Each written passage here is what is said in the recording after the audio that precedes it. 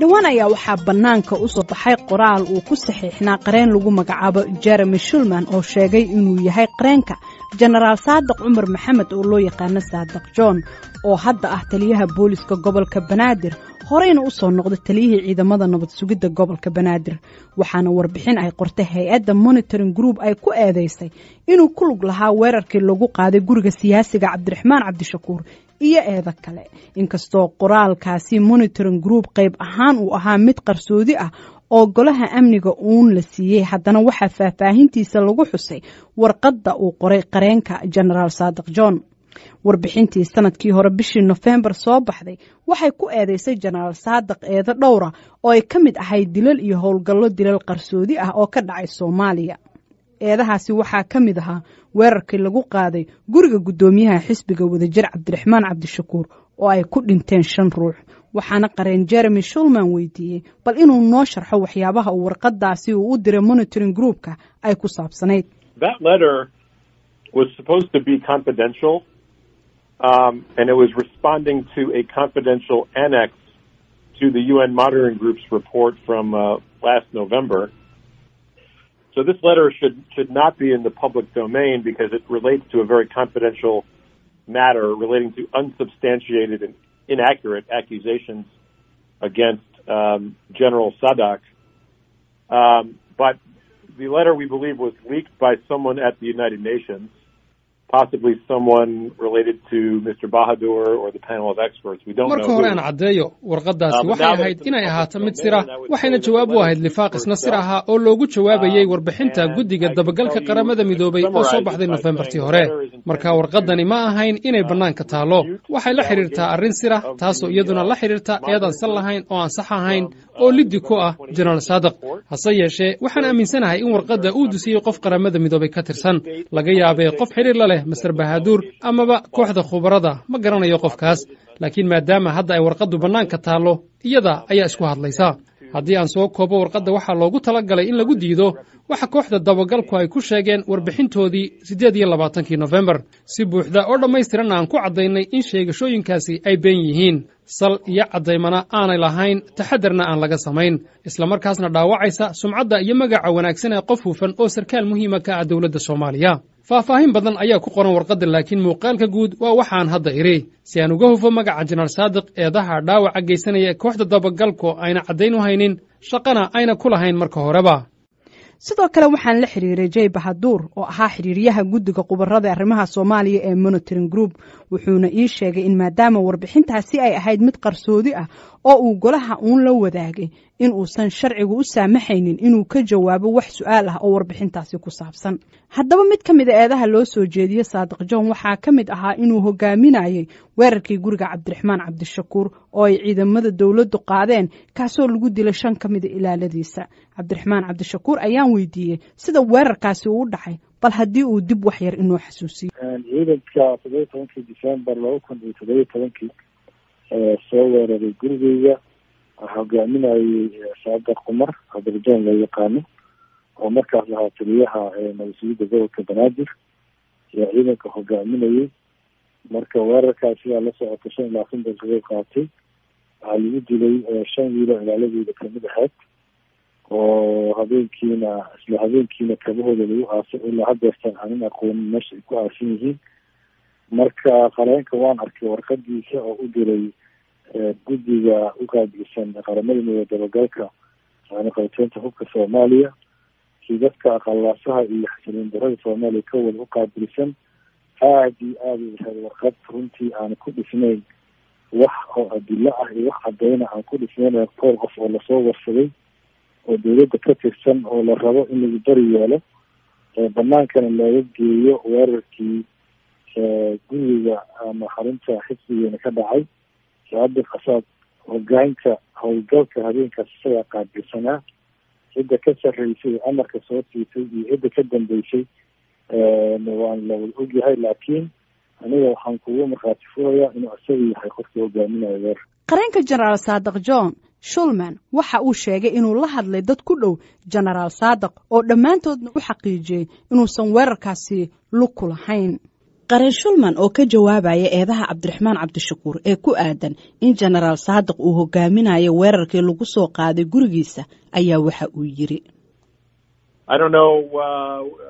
where he's getting that from. I certainly have sympathy for the situation and the predicament that impacted him,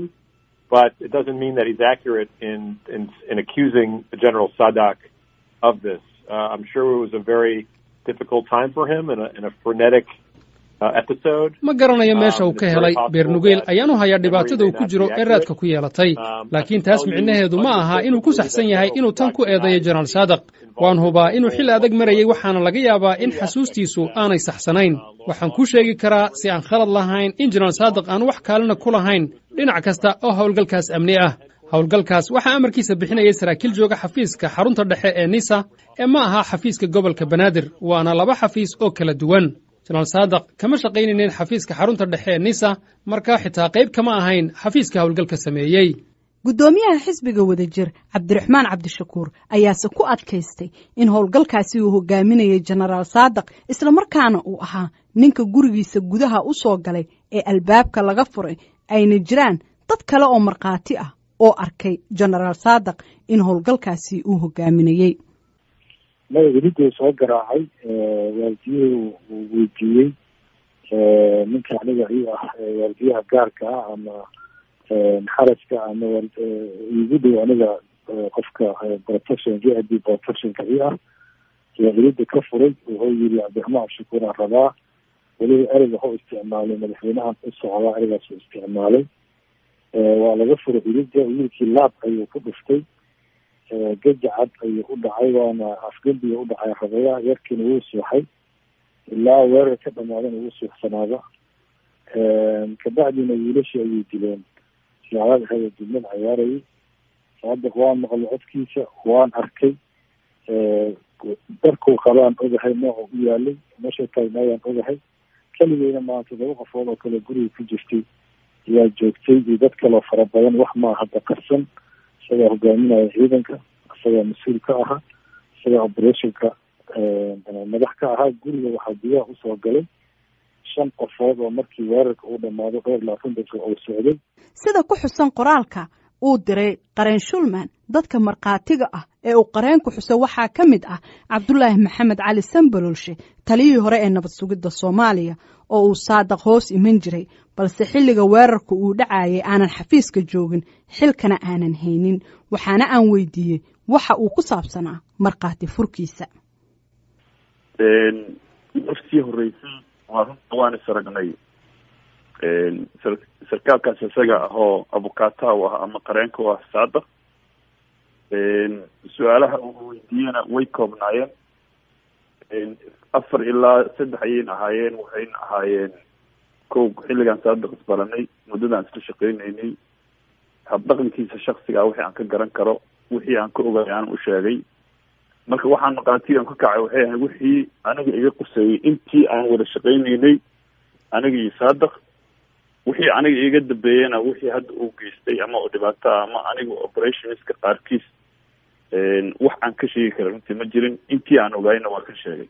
cabdiraxmaan cabdishakuur ayaa sheegay in dacwadooda laga qaban waayo oo ay xir ilaalintu diiday inkastoo aysan BOA-du xaqiijin wuxuu xusay inuu la tashiyo la yeelan doono qareeno kale oo dacwad dalka dibadiisa ah uu furi doono dhawaan isagoo ku eedeeyay dawladda in ay doonayso in lacagtii dadka ay ku difaacdo shakhsi dambi galay dawladda waxaa laga rabaa haddaysan saadiq howlgalka hogaaminayna annaga indhahana ku aragnay waa ninkii hoogeyna iyo xarunteena soo weeraray dawladda waxaa laga rabaa haddaysa saadiqayn qofka weerarka geystay inay sheegtay cidda geystay weerarka kale ayaan la wadnaa qareeno howlahaas ku aadan oo in muddo ah hawshaas ay noo socotay mar alaale markii talooyinkaas ay noo dhamaadaan dabcan markii aad qareen qabsanayso waxyaalo badan iyo looga baahan yahay oo u baahan in dacwadaada lagu dhaqaajiyo markay soo dhamaato ayadana haddii la yidhaahdo waan la wadaagi doonaa public iyo dadka Soomaaliyeed laakiin taladeeda iyo qareeno ayaan la wadnaa hawsha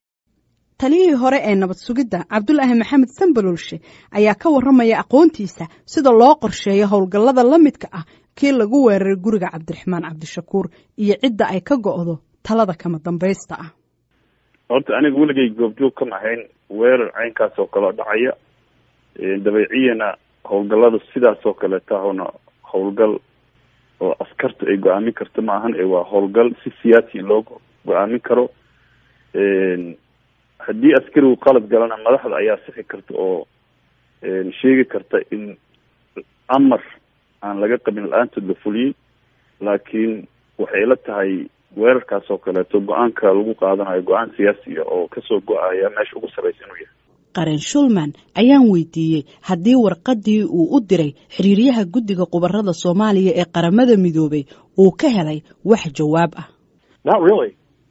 We got a letter from a legal officer at the UN essentially saying they will not reply. That Mr. Bahadur maya runtii waxaanse warqad ka helnay xafiiska dhinaca sharciga oo noo sheegay inaysan ka jawaabin arrinteenna waxaa kaloo noo sheegeen in Mr. Bahadur aysan xilligan ku habboonayn inuu ka jawaabo islamarkaasna uusan nala kulmi karin Mr. Bahadur waxa uu hogaamiyaa golaha khubarada Soomaaliya inkastoo dawladda Soomaaliya aanay aqoonsanayn wuxuuna diiday inuu wajaho oo uu ka jawaabo arrintan guud ahaan General Saadiq John ayaa sanadkan ka mid ahaa wafdigii madaxweynaha Soomaaliya ee yimid magaalada New York ee dalkan Mareykanka ee ka qayb galaya kulankii guud ee qaramada midoobay.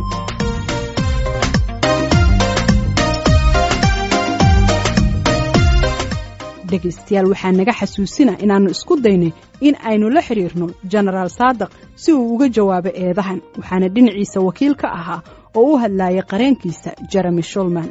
inta ayaan ku soo gabagabaynaynaa barnaamijkii bandhiga VOA inta mar kale dib u kulmi doono nabadgelyo